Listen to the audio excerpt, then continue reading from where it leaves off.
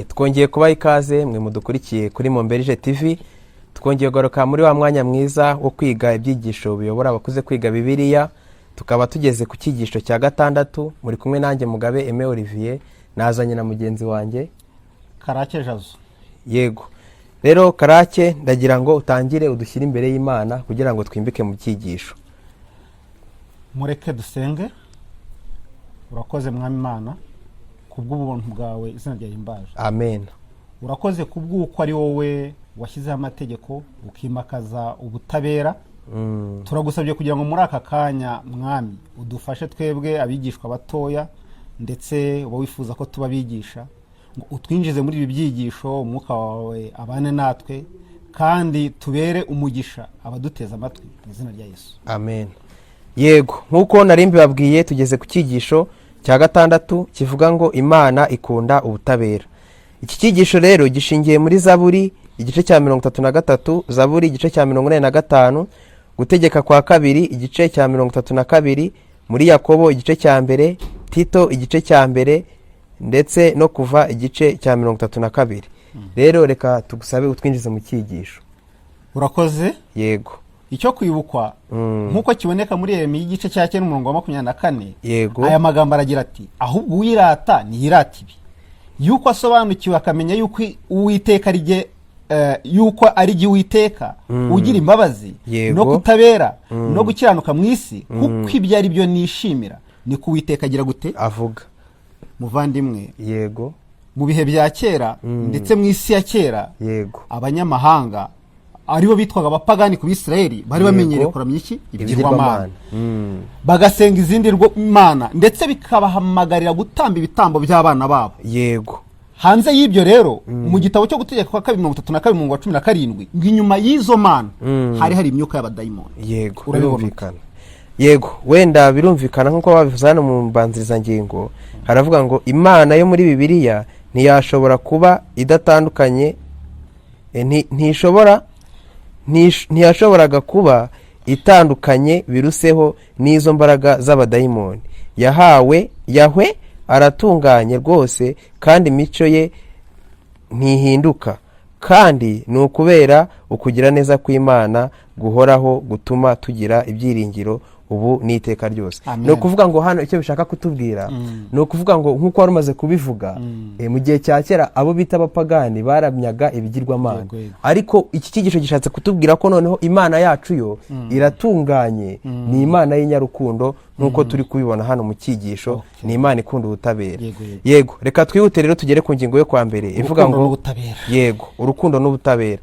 No kuvuga ngo mu byanditswe byera n'ubundi nkuko tugenda tubibona, tugenda tubona ko urukundo n'ubutabera biragendana. No kuvuga ngo igihe ufite urukundo ugiye gucira umuntu urubanza niba umukunda umucira urubanza neza. No kuvuga ngo nicyo bita urukundo n'ubutabera. No kuvuga ngo hano hari amagambo yanditse ngo mu byanditswe byera hose urukundo n'ubutabera biragendana. Urukundo nyakuri rukeneye ubutabera, kandi ubutabera nyakuri nabwo ubutabera nyakuri bushobora gushoboka kandi bugashyira mu bikorwa ibyarwo bikomotse gusa ku rukundo. No kuvuga n'ubundi nibyo nari maze kuvuga. Niba ukunda umuntu uba ugomba no mu gihe ugiye kumucira urubanza rwiza.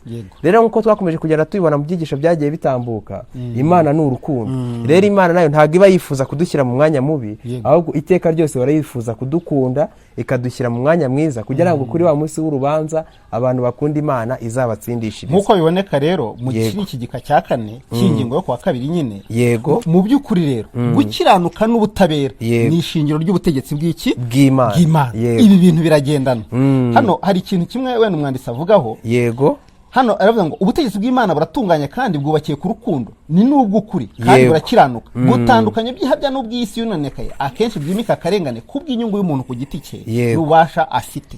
Mu Mana ho rero imbabazi n'umurava birahuye, gukiranuka n'amahoro birahoberanye nkuko tubibona muri Zaburi 85:10. Ubutabera n'urukundo rw'Imana nibyo bituma ingoma yayo ikomera igatandukana n'iki n'ishingiro mbega ry'ubutegetsi bw'Imana. Yego, tudatinze rero kuri ingingo reka tugere ku ngingo yo kwa kabiri kuko ndakeka ingingo yo kwa mbere iri kumvikana. No kuvuga ingingo yo kwa kabiri avuga ngo Imana ni nziza kandi irakiranuka rwose. Ni ukuvuga n'ubundi nk'uko twakomeje kugenda tubibona mu cyigisho, Imana igira ubutabera, kandi hano banatubwiye ko Imana ari nziza, irakiranuka rwose. Nk'uko twabibonye mu mbanzirizangingo, igihe bari abantu bitwaga abapagani bo mu gihe cy'Abisiraheli baramyaga izindi mana, washoboraga kugenda hari ikintu ushaka gusaba iyo mana, ariko ko ari Imana y'ikigirwamana, icyo kintu ntukibone. Ariko Imana yacu igihe uyisabye ukayisaba wizeye, icyo kintu urakibona. Yego, sinzi niba hari ikindi kintu rero waba warakuye muri ino ngingo. Ahangaha wenda umunyezaburi ndetse no mu biteka wa kabiri bavuga yuko ari igitare. Yego, aravuga ngo icyo gitare kiratunganye, kandi ingeso zacyo ni izo gukiranuka. Yego, uyu ni umucamanza utabera, baba bagaruka ku Mana. Bivuze ngo mu gihe avuga ko agiye kwimakaza ubutabera, tuba twiringiye yuko tugiye kubona ubutabera nyine buhamye. Yego, kandi ubwo butabera buba bushingiye nanone ku rukundo ifitiye abantu. Yego, muri ibyo byose rero neza Imana n'icyubahiro byabo ntibishobora guhinduka. Mu gihe benshi biringira imbaraga z'ibigirwamana, Imana niyo nyiri ububasha buhereranije, ariko ubwo bubasha ibukoresha gusa mu kuri no mu rukundo. Yego, ni ukuvuga ngo n'ubundi aya magambo reka tuyakomeresha arimo hano avuga ngo Imana izi icyiza cyatugirira umumaro buri muntu wese. Imana izi icyiza cyagirira umumaro buri muntu wese, buri muntu imwifuriza ibyiza, kandi ikomeza gukora byose kugira ngo ibyiza bigere kuri uwo muntu ikoresheje ababirimo. Ni ukuvuga ngo n'ubundi abantu bari mu bintu by'Imana, niba Imana izakomeza gukoresha kugira ngo buri muntu wese ukeneye ubuntu bw'Imana bumugereho. Bishatse kuvuga ikirere, ni ukuvuga ngo igihe tubona amavuna yabaye, uriya ni umuntu buri mu by'Imana, Imana iba yamutumyeho kugira ngo atwereke urukundo rw'Imana. Natwe Imana yabadutumyeho, mwebwe mudukurikiye, kugira ngo tukomeze tubagaragarize iby'urukundo rw'Imana. Yego, tudatinze rero reka tugere ku ngingo yo kwa gatatu. Ingingo yo kwa gatatu rero, yego, umutwe wawe uragira uti imico y'Imana itagira gute? Idahinduka. Yego, hano hari icyo muri Malaki 3:6 yavuze ngo kuko agiye Uwiteka ntabwo ngira gute? Ntabwo mpinduka. Ubwo ni ubuhamya bwe. Yego, rero nuko Yakobo arabisongera ati gutanga kose n'impano nziza bitangwa biva ku Mana mu ijuru kuri se w'imicyo wa wundi utagira gute? Udahinduka. Yego, rero aravuga ati nimungarukire nanjye mbigire gute? Mbagarukire. Reka sa n'ukomeza wenda kugira ngo turebe ni iki umwanditsi yavuga ati ngarukira, nimungarukire nanjye mbagarukire. Mu gihe tubona ko Imana itagira gute? Idahinduka. No kuvuga ngo hano n'ubundi nkuko ingingo itubwira Imana idahinduka, ni ukuvuga ngo iyi ngingo itangira igenda itwereka uburyo ki abantu benshi babifata nabi, bakabifata nk'aho ari Imana ihindagurika, bitewe n'uko bivuga ati ngwino unsange wowe icyo nsaba nicyo ndi buguhe.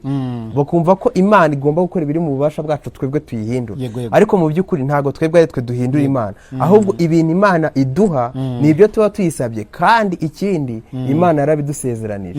Imana yadusezeranije ko nituyikunda natwe izadukunda, nituyigarukira nayo izatugarukira. Rero ntago twebwe ibyo dukora byose ari ibihindura Imana kugira ngo itwiyumvemo, ahubwo twebwe dukora iby'Imana yatubwiye kugira ngo tugendere mu mugambi wayo kubw'urukundo rwayo. Icyizere gikomeye ni iki ngiki. Yego, uko Yesu yarari uyu munsi, uko Yesu yarari ejo, uyu munsi niko agize gute? Niko ari. Nako azahora hiteka. Hano hari amagambo avuze ngo Imana ntishobora guhakana ukwiri. Yego, Imana ntijya ibeshya, kandi amasezerano y'Imana ntijya yica. Dushobora kwizera dushobora kwizera tudashidikanya ko Imana ivugwa muri Bibiliya ariyo Mana, binyuze yagize ubushake bwo gupfira ku musaraba ku bwacu. No kuvuga ngo Imana kubera urukundo rwayo, kandi Imana idahinduka, yarebaga umuntu igihe yaramaze gucumura, ariko byari byanatekerejweho mbere kuko Imana yarabizi ko umuntu izacumura. Rero umuntu amaze gucumura ntabwo byatunguye Imana, ahubwo byahise bikomereza mu mugambi wayo wo kuducungura binyuze muri Yesu Kristo. Hano hari amagambo aboneka mu Baheburayo igice cya 13:8 avuga ngo Yesu Kristo uko yari ari ejo n'uyu munsi ni kari, kandi nikazahoraho iteka ryose. Rero nkuko tubibonye muri ino ngingo, ntabwo Imana yacu ihinduka. Uko yari ejo, uko iri uyu munsi, uko izabira ejo, ntabwo bihinduka. Kandi Imana yacu iteguye kutugaragariza urukundo igihe cyose tuje tuyisanga. Sinzi niba hari ikindi wakongeraho kuri ingingo yo kwa gatatu. Ntacyo, iyi ngingo irasobanutse. Ibyiringiro byacu bimwe rukumbi nuko Imana ifite imico itagira gute idahinduka. rwose. Ni ukuvuga n'ubundi ibi byigisho nk'uko twagiye tubibona mu byigisho byabanje ndetse n'ibyigisho bizakomeza, ni ibyigisho bigenda bitwereka urukundo Imana ifitiye umuntu, nubwo umuntu yaba ari kure cyane, hahandi kure yumva ko Imana itamugirira neza, ariko Imana ihora iteza ibiganza yiteguye kumwakira igihe aje yizeye. Yego, reka twite rero tugere ku ngingo yo kwa kane ivuga ngo Imana yihana. Imana irihana ni ikibazo. Imana irihana. Ubundi Imana yacu ko ari nyarukundo, ikaba ari Imana idacumura, Imana yacu yihanike. Hano hari ikintu kimwe kigaragara mu Kubara 23:19. Imana si umuntu ngo ibeshye, kandi si umwana w'umuntu ngo yicuze. Yego. Kuki bavuga ngo Imana, habazwa ikibazo ngo Imana yihana? Yego, ni ikibazo. Hano baravuze ngo mbese Imana irihana? Ni ikibazo. Niba ari byo byaba bishatse kuvuga iki? Twabonye ko imico y'Imana itagihinduka. Nyamara amasomo amwe yo muri Bibiliya avuga ko Imana avuga nkaho Imana yihana cyangwa se yicuza, ariko ku rundi ruhande rw'abantu kwihana bivuze kumenya ikibi wakoze ukifuza kukireka. None se ni mu buhe buryo imwe mu mirongo yo muri Bibiliya ivuga Imana nk'Imana yihana? No kuvuga ngo hano barakomeje baravuga, reka nkomeze mbisome twihuta. Muri iyo mirongo, iyi mirongo batanze hejuru yo mu gitabo cyo Kubara igice cya 32 ku murongo wa 14, niho havuga ngo muri iyo mirongo bamwe hamwe no mu yindi myinshi Imana yavuzwe nk'iyisubiraho ikareka guhana abantu kubera ko bihannye amakosa yabo, cyangwa hari uwatakambye mu mwanya wabo abasabira imbabazi. Imana isezerana ko abantu nibaramuka bihannye bakareka ibibi byabo, izareka ibihano yari yabateganirije kubahana. Kwisubiraho kw'Imana ikareka guhana abantu kubera yuko bihannye ni insanganyamatsiko imenyerewe ivugwa mu byanditswe byera hose. Ni ukuvuga ngo hano icyo twari dushatse kubona n'undi Imana yihana. Ni ukuvuga niba Imana yaravuze ko bazacirwaho urubanza abantu kubw'ibyaha bakoze, igihe umuntu azaba ahindukiye akihana akava muri bya byaha, Imana nayo iryo jambo nayo izarivaho ihindukira ahubwo ijye kuri indi jambo rivuga ngo niba wihannye ndaguha ubugingo buhoraho. Nicyo iyi ngingo ishaka kutubwira. Ntabwo Imana yihana kuko ari uko igira ibyaha, ahubwo Imana yihana bitewe nuko twebwe ubwacu twihannye, tukavuga niba Imana yari yaravuze ati nukora ibi uzarimbuka, mu gihe uri gukora ibyo uzarimbuka, ariko igihe uzabivamo ukihana ukaza mu bugingo uzabona ubugingo buhoraho. Niki Imana rero yashatse kuvuga hano, ntago ari Imana yihana kuko ntago ari Imana ikora amakosa, ahubwo ni Imana itubabarira igihe twebwe twihana. Aha ni ikintu wenda nashaka kuvugaho gusa n'abasoza wenda iyi ngingo. Ubundi twebwe ubusanzwe turahindagurika, ntabwo duteye nk'Imana.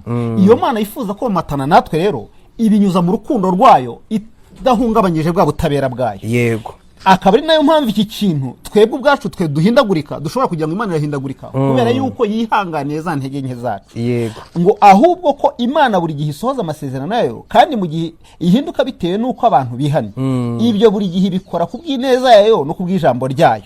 Niho hantu tubona rero yari yafatiye abantu imyanzuro runaka, ikaba yahindura iyo myanzuro kubw'uko bihannye, kubera ko imiterere yayo ari myiza, ikaba ikiranuka kandi ikaba yuje urukundo, ikagira n'imbabazi nyinshi. Yego, n'ubundi bishatse kuvuga ko Imana yisubiraho bitewe niba uri umunyabyaha ukihana, Imana irisubiraho iguhe ubugingo buhoraho. Yego, mu rwego rwo kwihutisha igihe rero katugere ku ngingo yo kwa 5 yavuga ngo shikama ku rukundo n'ubutabera. Ni ukuvuga ngo hano hari isomo batanze riboneka muri Matayo igice cya 43 kugeza ku murongo wa 48, igice cya 5 umurongo wa 43 kugeza umurongo wa 48. N'ubundi hano bakomeza batubwira ngo byavuzwe ko mugomba gukunda ababakunda mukanga ababanga, ariko Yesu we ntago ari kavuga. Yesu aravuga ati mukunde abanzi banyu. Rero bishatse kuvuga iki? Ni ukuvuga ngo urukundo tugomba kugira hano tugomba kurugaragariza abanzi bacu. None se nukunda gukunda gusa uwo nguwo we ese bimaze iki? Byaba bimaze iki? Wamwigisha iki ko ubu ngubu utagukunda ari ukeneye ubutumwa bwawe? Ni ukuvuga n'ubundi hano icyo tugomba gukora, tugomba gushikama ku rukundo rwa Yesu, tugakunda abanzi bacu kugira ngo dukunde tubone uko tubagezaho bwa butumwa bwiza. Ahangaha ikigaragara ni ukuvuga ngo urukundo rutuzuye, nk'uko umwanditsi abivuga hano muri kino gika cya 2, urukundo rutuzuye ni rwo dukunda abadukunda gusa. Ariko Imana yirenga ibyo, ikunda ihereye ku banyabyaha, ku bayanga bamwe bakora ibyangwa n'amaso yayo. Yego. Rero turagirwa inama zikomeye muri Hose igice cya 12 ngo komeza imbabazi no kutabera, kandi ugihora utegereje Imana Imana yawe. ubutabera bw'Imana mu Baroma 2:5 budaca ku ruhande bugomba kuzahishurwa ku iherezo ry'ibihe, uzabicira imanza abatayumviye babandi binangiye, ikabacira imanza babandi batari bazi yuko izo manza zasohora, n'abanyabubasha batazi yuko hari undi muntu wabakoraho. Igihe bizasohora, igihe kizasohora ubwo bazacirwaho iteka n'Imana yayindi itagira gute itabera. Yego, wenda reka twihute tugere ku musozo, tugere ku ngingo yo kwa 6 y'ibindi byo kwiga no kuzirikanwa. Ndumva iki kigisho cyari kimeze neza, cyari kiryoshye. Wenda abadukurikiye bazaduha comment batubwira ko babyumvishe, bakaduha n'inyunganizi kuko nazo ziba zikenewe. Yego, ibindi byo kwiga no kuzirikanwa rero, hano hari amagambo nshaka ko dusoma kugira ngo dusoze. Aravuga ngo ijambo ry'Imana rihishura imico yayo, iyo ubwayo yivugiye ko urukundo rwayo rutarondoreka kandi igira impuhwe. Igihe Mose yasengaga yasabye Imana ngo imwereke ubwiza bwayo burabagirana. Uwiteka Imana yamusubiza ati nzanyuza kugira neza kwanjye kose imbere yawe. No kuvuga ngo ahangaha n'ubundi iri sezerano Mose yahawe natwe niryo duhabwa kano kanya. Igihe dushaka kureba amaso y'Imana ntabwo bishoboka ko twareba amaso y'Imana kano kanya, ariko bitewe no kugira neza kw'Imana n'ibikorwa Imana ihora idukorera tuzabona kugira neza kwayo. Ni ukuvuga rero Imana imico yayo ntihinduka kandi imico yayo ni myiza. Icyo dukwiye kwigiraho ni ukwigira ku Mana, kuko ikaba nka roromodo wacu muri kino gihe, kuko ibikorwa byayo ni byiza, ntawe bihutaza, ahubwo n'ibikorwa biturarikira kugira neza, gufasha abandi, mbega bigatanga umusaruro. Yego, rero sinzi niba ari cyo wakongera tugasoza. Wenda hano umwanditsi yameze nk'usoza. Yego, avuga ati mwisanzure ry'ijuru no mwisi anadushyire ibimenyetso byinshi by'ineza yayo. Yego, rero iyo turebye isi tukareba ibimera, tukareba ibigendajuru n'ibiri mu bushobozi bwo gukora kwacu, iyo nitegereje iyo imvura ihise nkabona umukororombya, nkabona ibibaho byose, mbona impuhwe z'Imana mu bibaho byose. Iyo nitegereje uburyo ngenda, iyo nitegereje uburyo mbyuka, nawe kandi uduteze amatwi muri aka kanya, ubona ibitangaza by'Imana buri munsi. Ahantu hose ugenda ubona neza y'Imana. N'ibyo wabonaga utari ufite ibyiringiro, ujya kubona ukabona bigize gute, birasohoye, birakunze. Reka tugire icyizere, tugire n'amahitamo mazima kandi yo guhagarara mu ruhande rw'Imana, tuyizere tudatuza, ubudahwema, kandi ubwo butabera bwayo n'urwo rukundo twige kubishyira mu bikorwa byacu bya buri munsi uko bukeye n'uko bwije, hanyuma tuzite. Yego, gahunda yacu rero nakagaruka, tuzakomeza mu byigisho by'ubutaha. Reka tubashimire cyane mwebwe twabanye, ariko mbere yuko dusoza reka tubanze twiragize Imana. Data mwiza, Mana yacu, twongeye kuza imbere y'ubwiza bwawe, izina ryawe rihabwe icyubahiro. Tugushimiye ko waturinze twatugejeje kano kanya tukiri amahoro, si ku bwacu ahubwo ni ku bwawe ubihimbarizwe. Uwiteka rero turakwinginze ngo iki cyigisho gitambutse ahangaha kiba ari igihindura imitima, kiba ari icyigisha abantu urukundo rwawe, mu izina rya Yesu. Amen.